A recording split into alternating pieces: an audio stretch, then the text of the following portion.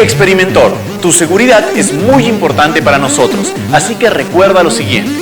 Si ves un experimento que tiene semáforo verde, ese es un experimento que puedes y debes hacer en tu casa. Si en cambio ves un experimento que tiene el semáforo amarillo, no debes hacerlo en casa. Tan solo puedes repetirlo en compañía de un adulto, tu papá o tu mamá. Si en cambio ves un experimento que tiene el semáforo rojo, ese experimento no debes hacerlo en casa ni repetirlo bajo ninguna circunstancia. Nosotros somos expertos, consultamos con expertos y hacemos estos experimentos para que tú puedas aprender.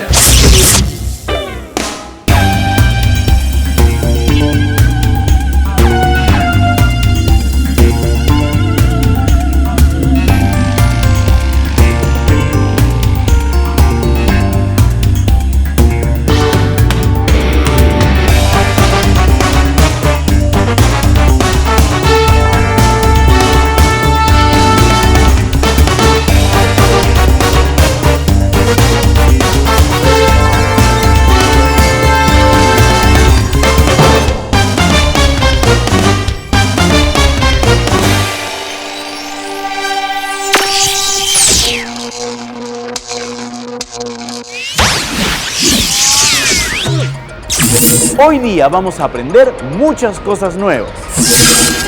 Así que prepárate y presta mucha atención a cada uno de nuestros experimentos. Porque tú eres un experimentor y el mundo es tu laboratorio.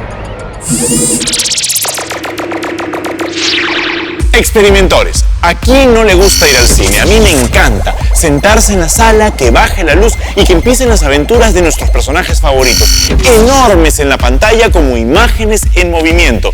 Pero ¿cómo funcionan las imágenes en movimiento? Experimentor, te cuento algo que probablemente te vaya a sorprender. Y es que no existen las imágenes en movimiento.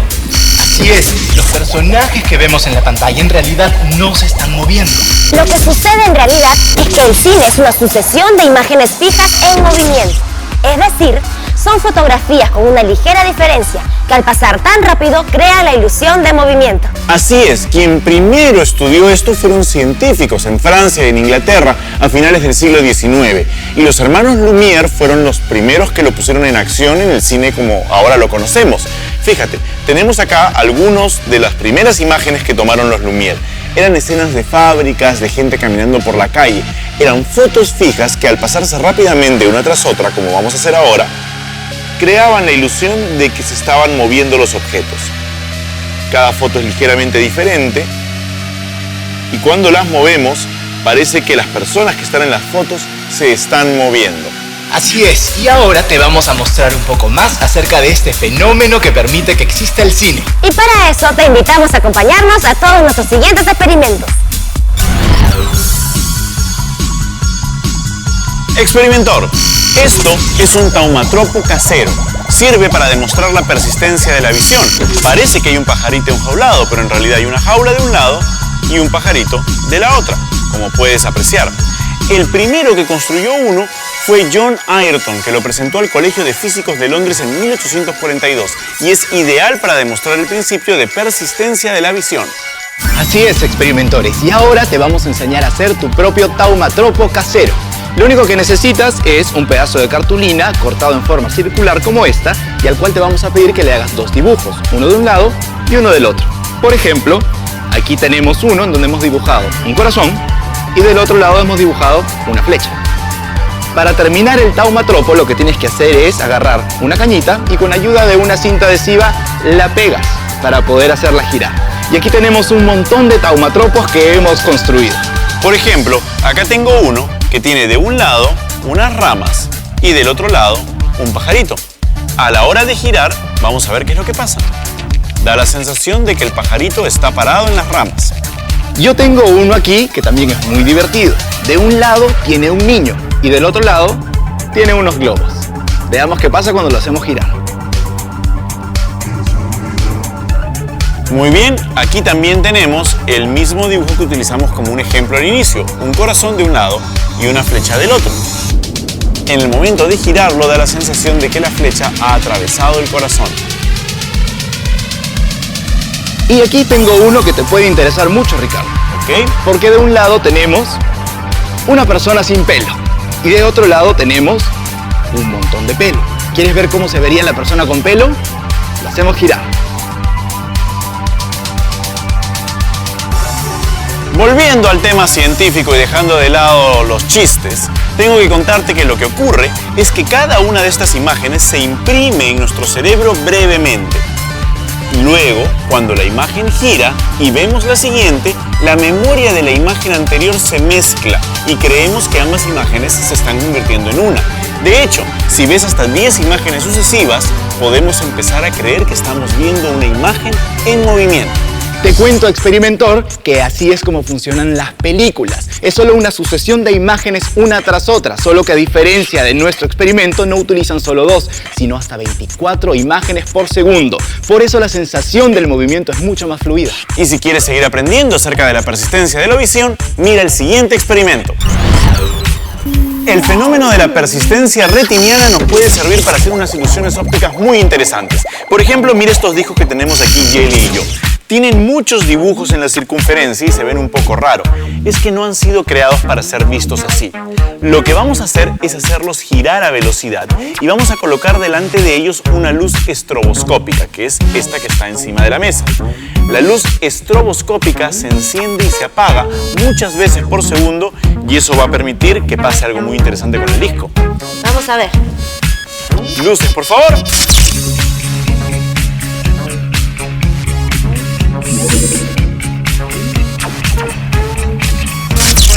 ¿Ves cómo las imágenes se van mezclando? Esto sucede gracias a la persistencia de la retina. Las imágenes se van mezclando y esto crea la ilusión de movimiento. Ahora vamos a ver otro disco diferente para ver qué ilusión óptica aparece en él. Veamos. Luces, por favor.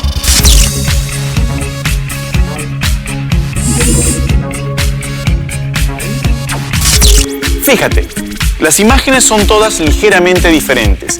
Cada vez que se prende una luz, en nuestro cerebro se imprime una de las etapas del movimiento. Se apaga la luz y cuando se vuelve a prender, vemos la siguiente. Se apaga, cuando se vuelve a prender, vemos la siguiente y así poco a poco vamos creyendo que estas imágenes sucesivas se convierten en una única persona que se está moviendo. Ahora vamos a ver un tercer disco. Luces, por favor.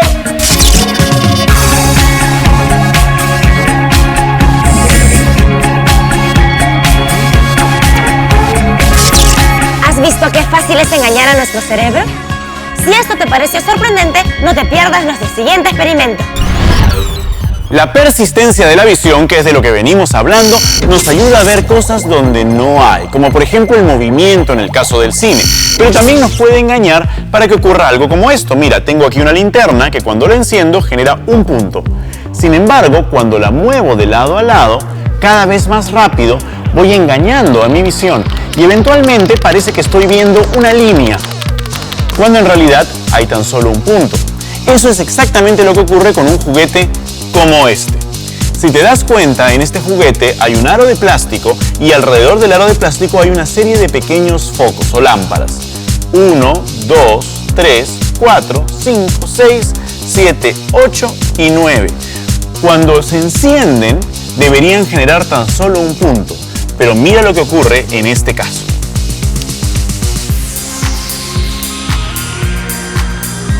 ¿Ves? Al momento de girar lo hacen con tal velocidad que no vemos un punto, sino vemos una línea. Y una línea que forma círculos en el lugar en donde se encuentra cada foco. Esta persistencia de la visión puede ayudarnos a hacer otro tipo de trucos. Por ejemplo, podemos hacer que se prendan y se apaguen poco a poco. Y depende del lugar en donde esto ocurra en el círculo, producirán una serie de patrones diferentes. Ahora parece que hubiera un montón de puntos, cuando en realidad sabemos que solo hay 9 focos. Y aquí vamos a ver que se forman una serie de líneas largas, entrecortadas, cuando nuevamente sabemos que solo hay 10 focos y no hay forma de que haya tantos focos moviéndose. Lo que está ocurriendo es que la persistencia de la visión ayuda a crear esta ilusión. Pero no solamente eso, sino que este juguete es muy divertido porque funciona también con el sonido. O.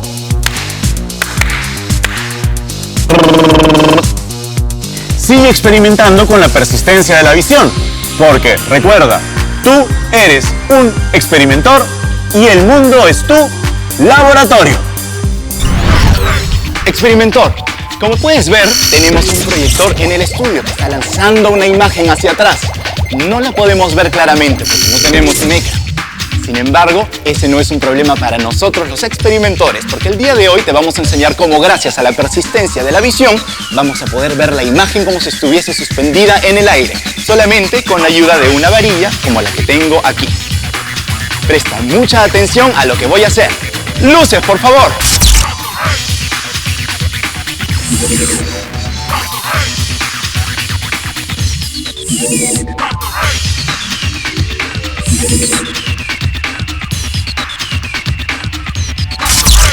¿Viste, experimentor, cómo vimos la imagen como si estuviese proyectada en el aire? Esto ocurre gracias a la persistencia de la visión. Aunque no lo creas, los primeros televisores funcionaban así. Proyectaban una línea y eran muchas líneas que aparecían una tras otra y cambiaban a gran velocidad. En total eran como 480 líneas. Ninguna aparecía al mismo tiempo que la otra, pero nuestro cerebro interpretaba como si hubiese una imagen ahí. Esperemos que te haya gustado este experimento y te invito a hacerlo en tu casa. Y recuerda, nunca dejes de experimentar porque tú eres un experimentor y el mundo es tu laboratorio. Esta secuencia llega gracias a la Zona del Saber de Movistar Internet. Ingresa a lazonadelsaber.com. Hola, experimentor. Si te gustan los experimentos y crees que también los puedes hacer en casa o tienes uno mejor, ¿qué esperas? Sube tu video a YouTube a través de Movistar Internet o desde tu smartphone Movistar y envíanos el enlace a experimentores@rayoenlabotella.com y podrás aparecer haciendo tu experimento en el programa, como este experimentor que veremos a continuación. Esta secuencia llega gracias a la Zona del Saber de Movistar Internet. Ingresa a lazonadelsaber.com. Hola, yo soy Diego Revilla, tengo 12 años y hoy día voy a hacer el experimento Las pasas bailarinas, para el cual los materiales que vamos a necesitar son vinagre, pasas, si desean también pueden usar un embudo, y bicarbonato. El primer paso es poner vinagre dentro de la botella hasta que llegue a la mitad de la botella. Luego lo que vamos a hacer es rápidamente echar las cucharaditas .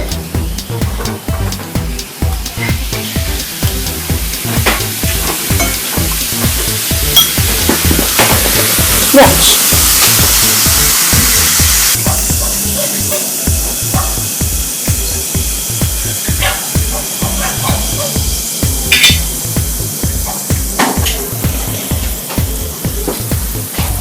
Bueno, y eso ha sido todo por hoy. Muchas gracias. Esta secuencia llegó gracias a la Zona del Saber de Movistar Internet. Ingresa a lazonadelsaber.com. Experimentor, hoy día vamos a hablar de algo que involucra física, química y biología y que además es delicioso. Vamos a hablar de la comida. Habitualmente cuando mencionas la palabra comida, uno no piensa en experimentos de ciencia, pero es que normalmente no pensamos en todos los procesos que utilizamos para que esa comida se convierta en energía dentro de nuestro cuerpo, que como he dicho, involucra física a la hora de masticar, biología a la hora de procesar y química en el interior del estómago con las reacciones que se dan allí y las reacciones que utiliza nuestro cuerpo para aprovechar toda esa energía que hemos ingerido. Hoy día vamos a hacer experimentos con comida, así que presta mucha atención. Experimentor, tenemos aquí 2 latas de gaseosa. Fíjate en lo que voy a hacer. Voy a tomar una lata de gaseosa y la voy a sacudir. Lo que voy a hacer después de sacudirla es dársela a Manuel para que la destape. ¿Correcto? Ok. Muy bien. Y vamos a ver qué es lo que pasa. Creo que sé lo que va a pasar. 3, 2, 1. Adelante. Listo. ¿Sabes lo que ocurrió? Lo que sucede es que en el líquido de la gaseosa se ha disuelto un montón de gas que se llama dióxido de carbono. Este dióxido de carbono ha sido introducido a muy alta presión. Por eso cuando nosotros agitamos la lata, sale este dióxido de carbono y se genera presión dentro de la lata. Y cuando lo abrimos, sale a toda velocidad con un montón de líquido dentro. Así es, pero hay una forma de evitar esto que Manuel hubiera podido usar para no embarrarse. Y la voy a usar yo. ¿Cómo hacemos? Lo primero, tomamos la lata y la sacudimos al igual que sacudimos la lata anterior. Al hacer esto, mucho del gas que te ha explicado Manuel que está dentro de la gaseosa, que se llama dióxido de carbono, sale de solución y se pega en los bordes de la botella, en las paredes interiores. Una vez que eso ha ocurrido, lo que tenemos que hacer es poner la lata en la mesa y golpearla. ¿Por qué estamos haciendo esto? Porque estamos tratando de hacer que las burbujas que han salido del líquido y que se han pegado a las paredes interiores de la lata se desprendan y suban a la parte de arriba. Una vez que todas esas burbujas que están en las paredes de los costados de la lata se han desprendido y suben hacia arriba, se unen en una gran burbuja que no tiene nada de líquido y permite destapar la gaseosa sin que el líquido salga a borbotones. Y si te gustó este experimento, no te pierdas los próximos experimentos porque seguiremos haciendo más con alimentos. Mira.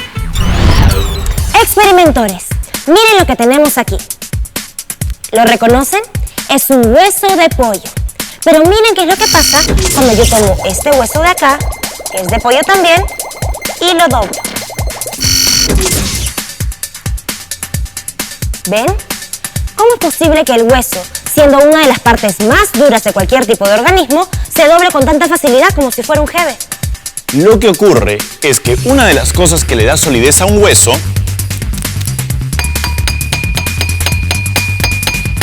es el calcio que tiene. Nosotros necesitamos el calcio y por eso es importante que en nuestra dieta haya constantemente calcio para nutrirnos. Lo que hicimos con estos huesos fue sumergirlos en vinagre. Estuvieron en vinagre por varios días, de hecho prácticamente una semana. Y el vinagre, que es un ácido, atacó el hueso e hizo que se disolviera el calcio. Eventualmente, buena parte del calcio que estaba en el hueso se disolvió y es por eso que quedó de esta forma como ha mostrado Yeli. Es por eso que es muy importante que cuidemos siempre nuestra alimentación para que nuestros huesos estén sanos y fuertes. Experimentor. Nuestro siguiente experimento tiene que ver con el pan. Cuando un panadero mezcla todos los ingredientes para hacer pan, los amasa y crea una bolita de este tamaño. Luego la deja levar, eso quiere decir crecer, y la masa crece. ¿Por qué crees que ocurre esto? Esto ocurre porque en su interior se produce una reacción química. Esta reacción química se da porque uno de los ingredientes es levadura. La levadura es un ser vivo que se come el azúcar de la mezcla y produce un gas de dióxido de carbono, que hace que la mezcla se infle. Por eso es que el pan tiene huequitos. Esos huequitos son las burbujitas que ha dejado allí el dióxido de carbono y nuestro experimento va a ser también con levadura. Y ese es un experimento semáforo amarillo que tú puedes hacer en casa con ayuda de un adulto.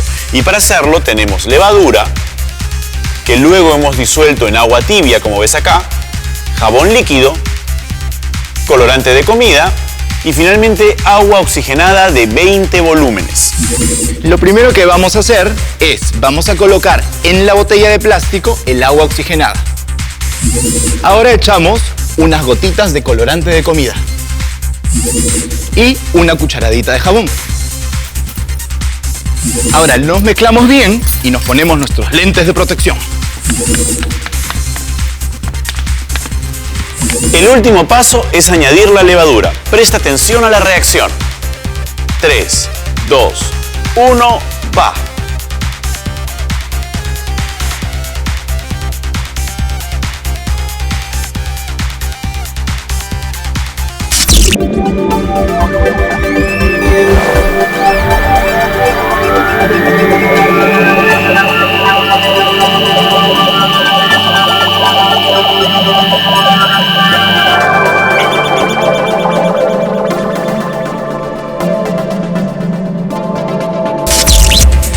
¿Quieres saber por qué ocurrió esto?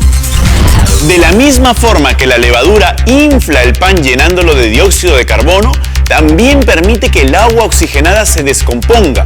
A diferencia del agua normal, que es H2O, 2 moléculas de hidrógeno y una de oxígeno, el agua oxigenada se llama así porque es H2O2. Tiene 2 moléculas de oxígeno.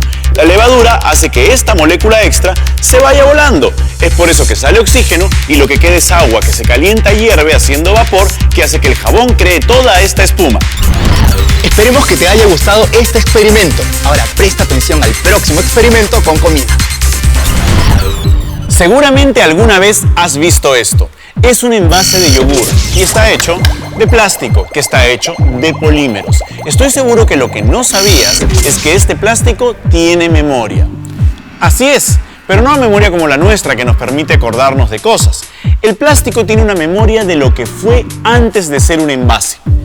Para crear este envase se tomó una plancha muy grande de plástico, se calentó y luego se cortaron los cuadrados, que como puedes ver aún retiene la silueta aquí, y se presionó el interior en el plástico caliente. Entonces las moléculas se reordenaron para adquirir esta forma. Sin embargo, si lo calentamos, debe recuperar su forma original, es decir, debe volver a ser un cuadrado casi plano. Para hacer eso necesitaríamos mucho calor y mucha presión, pero podemos hacer una versión artesanal con esta sartén que tiene agua hirviendo con sal y una hornilla. Vamos a colocarlo. Este es un experimento semáforo amarillo que tú solo puedes repetir en casa con la ayuda de algún adulto. Vamos a hacerlo. Le pongo los lentes y colocamos el envase.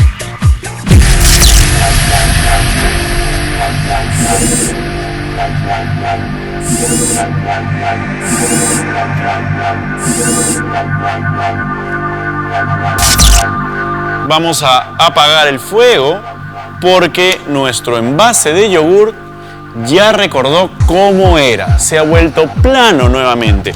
Y si lo comparamos con la forma original que tenía antes del experimento, verás la diferencia. Nosotros pusimos sal en el agua para que esta hierva a más de 100 grados, porque es necesario esa temperatura para que las moléculas se reordenen y vuelvan a adquirir la forma de plancha, la forma plana que tenían antes de que recortaran el cuadrado y lo calentaran para hacer este envase.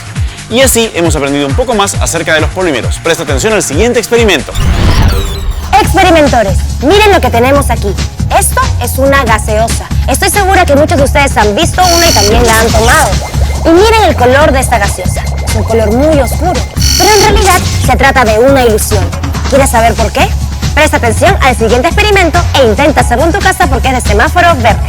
Lo primero que necesitas es una botella de gaseosa como esta y también un poco de leche, como este vaso que tengo encima de la mesa. Con mucho cuidado hay que destapar la gaseosa y hay que tratar de sacarle todo el gas primero, sacudiéndola. Y luego vamos a rellenar la botella con la leche.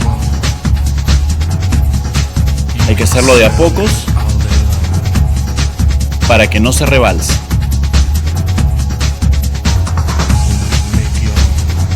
Muy bien. Y luego la tapamos. Ahora es tan solo cuestión de esperar unas 3 o 4 horas. ¿Esperas con nosotros? Imagino que no. Por eso nosotros tenemos ya el experimento terminado para que veas cómo va a terminar después de unas 3 o 4 horas. Fíjate lo que ha ocurrido. La parte de arriba se ha quedado sin el color negro característico de la gaseosa. Esto ocurre porque las moléculas de la leche, las proteínas de la leche, tienen una afinidad con las moléculas del colorante y se enganchan, se enlazan. Eso hace que se vuelvan más densas y caigan hacia abajo. Después de un tiempo, todas las moléculas del colorante con las moléculas de la leche se van hasta el fondo, donde puedes verlas aquí. Y todo el resto de la gaseosa queda mucho más claro. Hemos hecho muchos experimentos con comida, pero no te pierdas los siguientes porque vienen muchos más. Y recuerda que tú eres un experimentor y el mundo es tu laboratorio.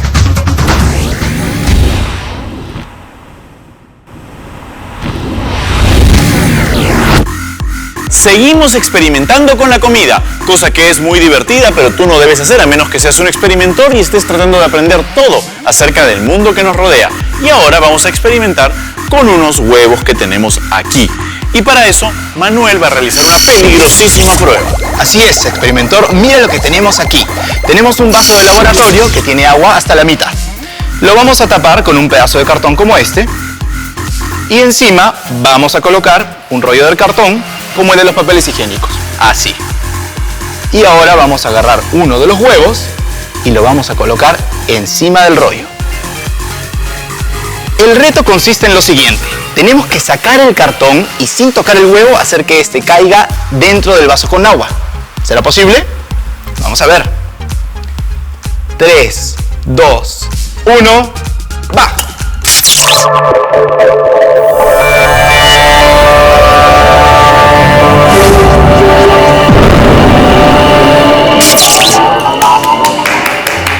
Reto cumplido. ¿Sabes por qué ocurrió esto, experimentor? Si has visto nuestros experimentos anteriores, ya puedes deducir que esto ocurre gracias a la inercia. Por la inercia, el huevo se quedó en su sitio por un pequeño instante y luego, por efecto de la gravedad, cayó dentro del vaso.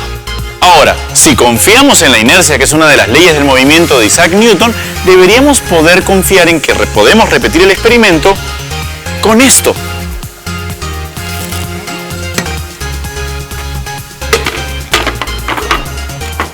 Cuatro huevos a la vez. Vamos a colocar todo encima de la mesa.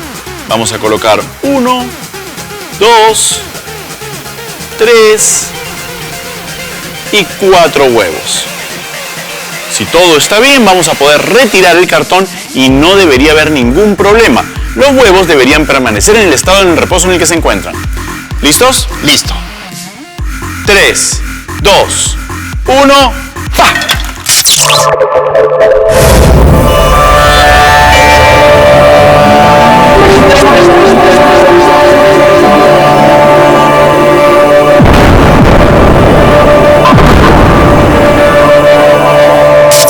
Cuatro huevos dentro del vaso. Muy bien, y si te ha gustado este experimento, entonces no te puedes perder el que viene a continuación.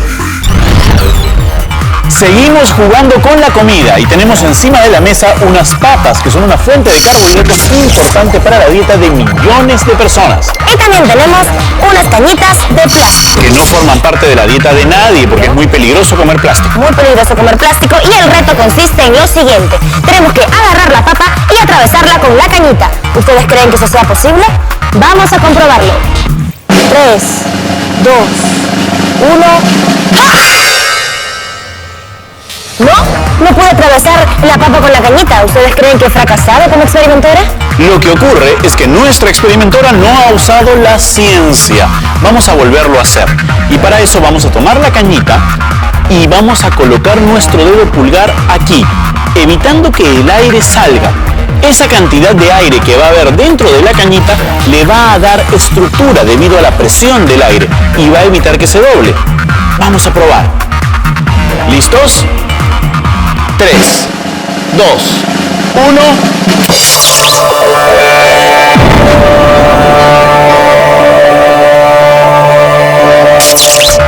Ahí está. La cañita ha pasado limpiamente a través de la papa gracias a la presión del aire. Presta atención a nuestros siguientes experimentos.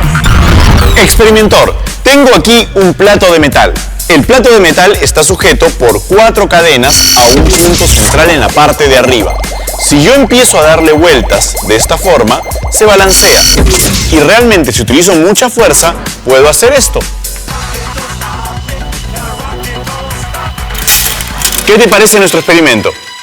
Pero como estamos haciendo experimentos con comida, les voy a invitar un poco de mi limonada para hacer nuevamente el experimento, ahora con un vaso de vidrio lleno de limonada en medio del plato. Fíjate, experimentor, que no hay nada que ate el vaso al plato de metal. Ningún pegamento, ningún tornillo, ningún truco, nada. Muy bien. Probamos nuevamente entonces, experimentores.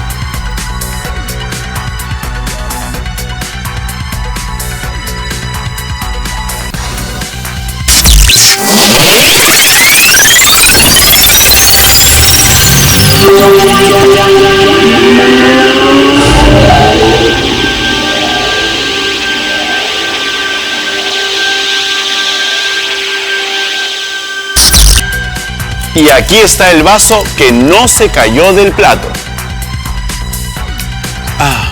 ¿Qué te parece si probamos esa vez con 4 vasos?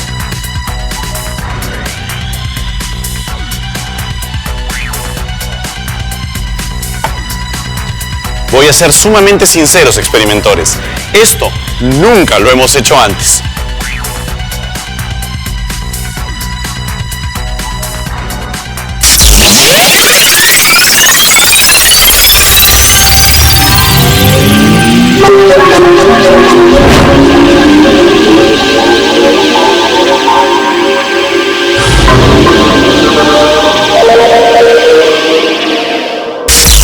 Y aquí están los 4 vasos. Seguramente tú pensarás que este experimento tiene que ver con la fuerza centrífuga, pero eso sería un error. Y te lo vamos a demostrar ahora. Mira cómo ocurrió esto. Tradicionalmente se piensa que cuando un objeto gira de manera circular como este plato que está dando vueltas, hay una fuerza que jala hacia afuera del círculo, pero no es así.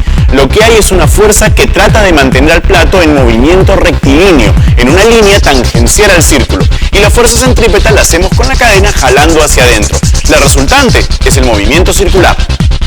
Y ahora, experimentor, vamos a ver un experimento que tiene que ver con la química de los alimentos. Mira. Muy bien, y seguimos jugando con la comida y haciendo experimentos con comida. Y para nuestro siguiente experimento tengo aquí lo siguiente.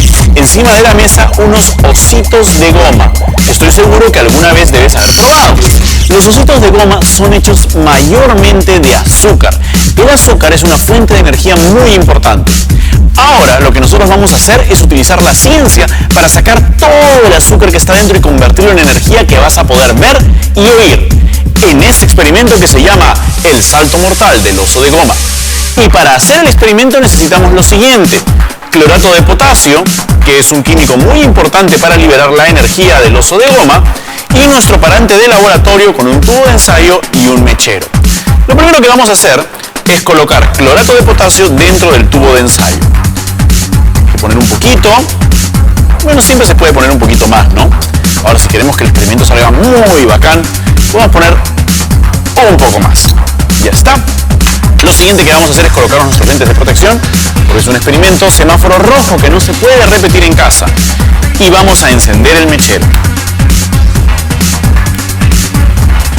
Lo que va a ocurrir ahora es que el calor va a ir disolviendo el clorato de potasio y eventualmente se va a volver líquido. Tiene que estar líquido e hirviendo para poder convertir la energía del azúcar del oso bongo en luz y calor.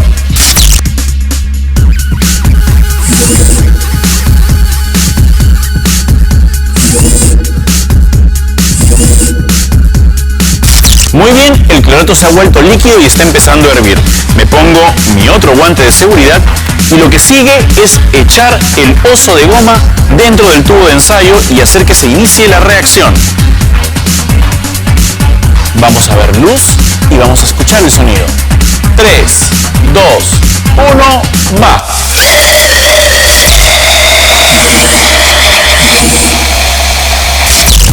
¿Has visto cuánta energía hay encerrada dentro del azúcar de un solo oso de goma?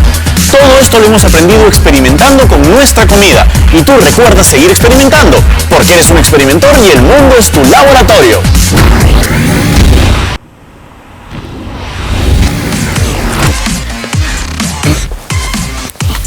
Hola, experimentor. Te quiero contar algo. La primera vez que yo me paré delante de un público, estaba disfrazado de payaso y la pasé muy mal. La segunda vez que me paré delante de un público, estaba disfrazado de Don José de San Martín en la Independencia y la pasé muy mal. La tercera vez que me paré delante de un público, tenía un títere de la rana René que me había regalado mi papá y fue maravilloso.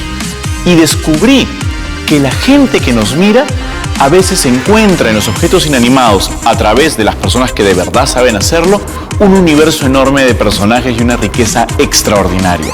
Lo que tengo aquí al costado, que es un árbol, en realidad es un personaje creado por la persona que vamos a presentar a continuación. Él es muy conocido por los personajes que ha creado, como Pimpollo o Nicolasa.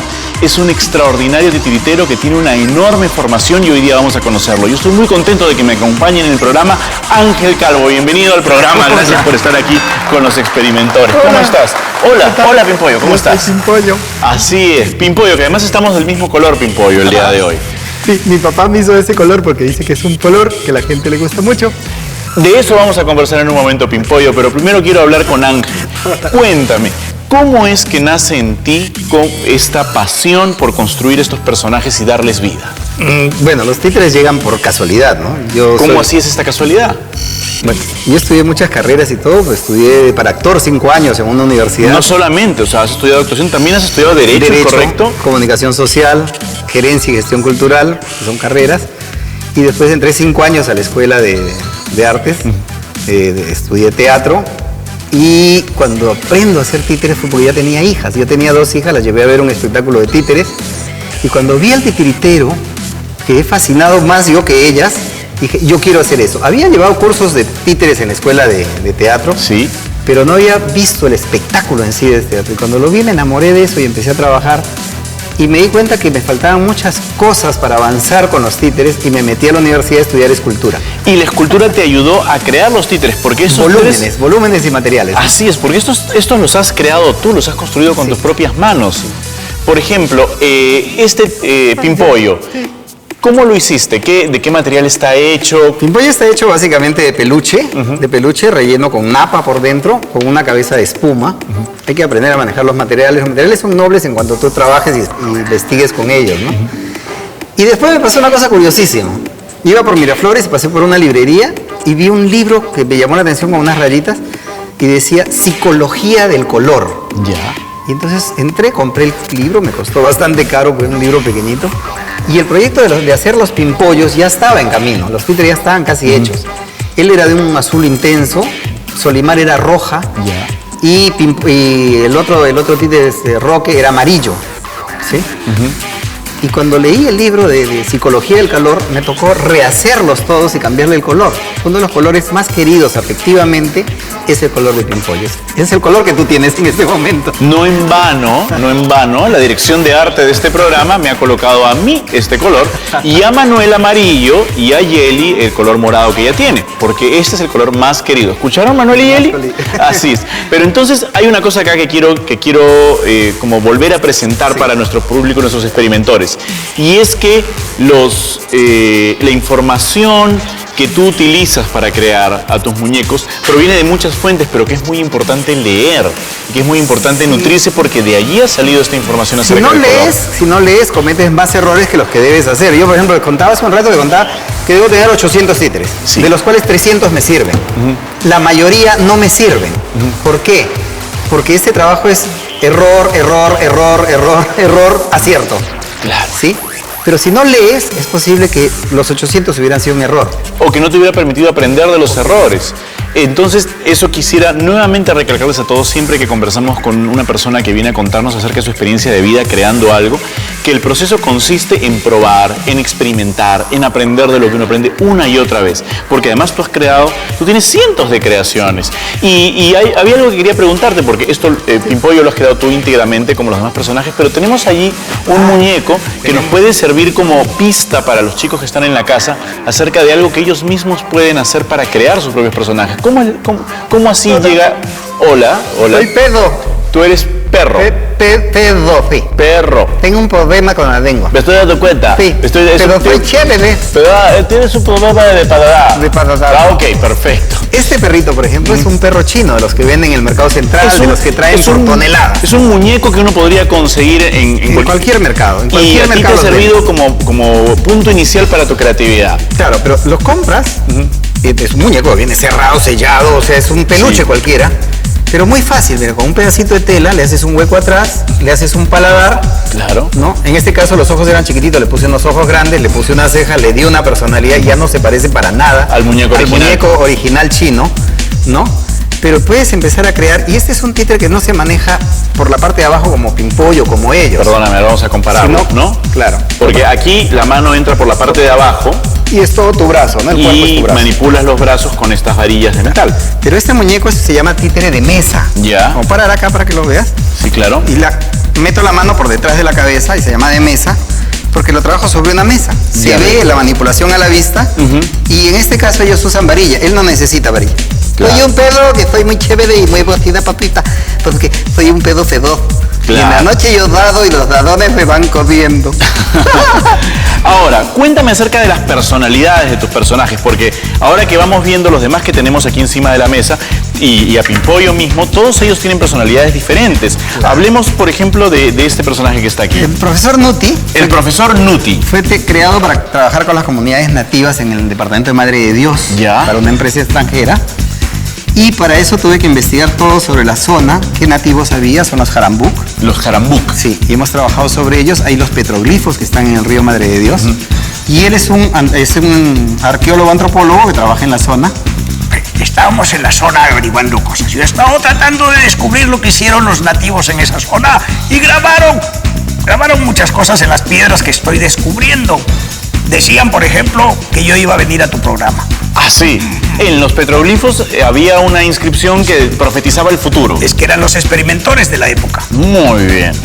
Entonces, a la hora de adoptar este personaje, ocurren dos cosas interesantes que quisiera señalarle al público. La primera es que hay una disociación, hay una separación entre lo que está ocurriendo con tu mano en la cabeza del títere. La mano derecha muy en la boca. Efectivamente. A la par con la mía. Porque yo estoy hablando contigo ahora, pero el profesor sigue moviéndose. Pues es que estoy atento a lo que dice. No, me parece muy bien. Estás hablando de mí. Así es, así es. Y lo que está haciendo él con su cabeza, que en realidad está haciendo Ángel con su mano, está separado de lo que es como si tuvieras dos cerebros a la vez. Sí, a ver, sucede algo cuando tú te empiezas a trabajar en este mundo loco, que empiezas a usar la otra parte del cerebro. Por ejemplo, yo leo de corrido y perfectamente una nota escrita en el espejo. ¿No? O sea, que está al revés. Que está al revés. Yo la pongo en el espejo y es más, no me doy cuenta si está al derecho o al revés y simplemente la leo. Cuando trabajo en televisión, ya llevo 14 años trabajando en televisión, yo estoy mirando mis movimientos en las pantallas que tengo en el techo. El invitado normalmente siempre trabajo así. Y Nicolasa, que es el personaje más conocido, trabaja así. O sea, tú sostendrías a Nicolasa de esta forma, el invitado le habla a Nicolasa, tú estarías debajo de la mesa, tú no ves a la persona con la que estás conversando. Nunca veo a la persona, yo miro el monitor y mi relación es de monitor, pero cuando tú ves el monitor tiene la imagen al revés. Claro. Entonces, de derecha a la izquierda. Tú mueves la mano hacia la derecha, el personaje se mueve hacia la izquierda. La mayoría. Y además tienes que hacer que el rostro del personaje mantenga contacto visual. Maneje, que parezca una persona que se mueva, porque tiene que estar acá y yo estoy mirando el monitor. Eso es muy simpático.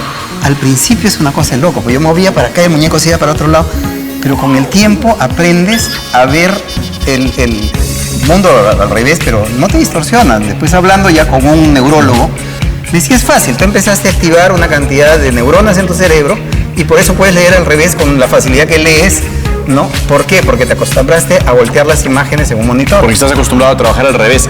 Y si pasamos a otro personaje como este de acá, evidentemente cambia la voz, cambia el comportamiento. La voz, los gestos también, los movimientos. Yo me fui a estudiar producción de televisión española. Así es. Y me llamó mucho la atención cómo hablaban de ellos los enfadados. ¡Hostias, que estábamos ahí esa noche y que fuimos a tomarnos, pues, te dan unas tapas, ¿no? Claro. Porque había una época en Madrid que había muchas moscas. Ajá. Y entonces le ponían una galleta encima a la cerveza. Y eso se llama la tapa. Y ahora la tapa viene con chorizos, con otras cosas y es prácticamente una comida. ¿Qué viene primero, Ángel? ¿El personaje, la imagen o la voz? ¿O la personalidad del...? La voz. La voz. Yo voy a Gamarra, por decirte, o cualquier otro sitio, compro la espuma, llego a mi casa, tengo espejo al fondo de mi casa, con el que yo trabajo. Cuando todavía es una espuma, yo la muevo así y le voy buscando la voz, ¿no? Y después la cuestión física casi siempre recaigo, aunque muchos dicen que los títeres se parecen más a mí que a otros. Pero yo tengo que decir que sí veo la similitud. Pero es algo que yo no me doy cuenta, ¿no? Okay. Quiero que la gente... Pero casi siempre cada uno de mis títeres está pensado en algún amigo. Ya. En un amigo muy querido, algún amigo de la infancia que recuerdo, a un tío, o alguien que me cayó simplemente simpático. Entonces captas eso como una fotografía, le vas dando la característica. De acá se parece a uno que está en la Plaza Mayor de Madrid, que era un fontanero que siempre que iba, ¿no? Me decía, pues llegó el titiritero. Me decía, ¿qué cuántas tapas se va a tomar? ¿No? Claro. Y cuéntame, ¿de dónde viene Nicolasa entonces? Nicolasa viene de una mezcla afectiva de unas mujeres que fueron muy importantes en mi vida cuando yo estaba pequeño. Yo quedé huérfano. Y mi hermano era el poeta César Calvo. Y él era muy amigo de Chabuca Granda. Y entonces fui a parar a la casa de Chabuca Granda a vivir en la casa de ella. ¿Y Nicolasa está inspirada en Chabuca Granda? No solamente en ella. Las grandes amigas de Chabuca Granda era Carol Obrí y Mocha Graña. Y entonces ellas se reunían, yo iba con ellas, me acuerdo de haber ido a la Valentina, yo estaba muy joven, iba a la Valentina con ella, las acompañaba y todas estas cosas. Y estas tres mujeres maravillosas, limeñas, de garbo y todo esto, se me fueron quedando en la memoria. Y cuando se creó Nicolasa, que tenía que ser un muñeco peruano, con cosas peruanas, con cosas limeñas, qué mejor referente que estas tres mujeres maravillosas. Bueno. ¿Y este último personaje que tenemos aquí? Ese es un proyecto que queremos hacer, que es un duende. Ya. Pero los duendes, en la historia de los duendes que vienen de los países nórdicos, son personajes malvados que acompañan a las brujas a veces y compiten con las hadas. Creo que eso es interesante porque esa es una idea con la que quisiera asociar a este personaje, que además está vestido con un polo muy parecido al tuyo el día de hoy. O sea que se han venido medio uniformados. No nos dimos cuenta. No se han dado cuenta que se han vestido igual. No nos dimos cuenta, fue una casualidad. ¿Qué tal, Buende? ¿Cómo estás? Yo soy Buende y me llamo Buende porque soy un duende bueno. A diferencia de los otros duendes malos, como nos ha contado No antes. son tan malos, son traviesos y algunos son medio chiflados. Ok. Esta información, a la hora de hacer este personaje de un duende, y tú me dices que has leído la literatura nórdica o la literatura acerca de los personajes nórdicos, ¿qué tan importante es la investigación en tu trabajo? ¿Qué tan importante es leer, informarte? El 80% de cualquier cosa que hagas es la información. Si no tienes información, estás perdido.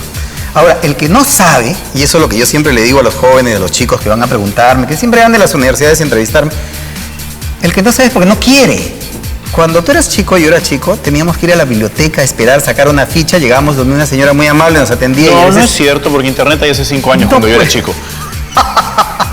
Y la señora yo a veces le preguntaba cosas tan raras y me decía, hijito, ven el lunes, ya te voy a averiguar qué libro te puedo dar. Claro. Ahora, en un celular, por el amor de Dios, tú pones lo que quieras, pon duendes y en mi celular sale toda la información. El que no sabe es porque no quiere.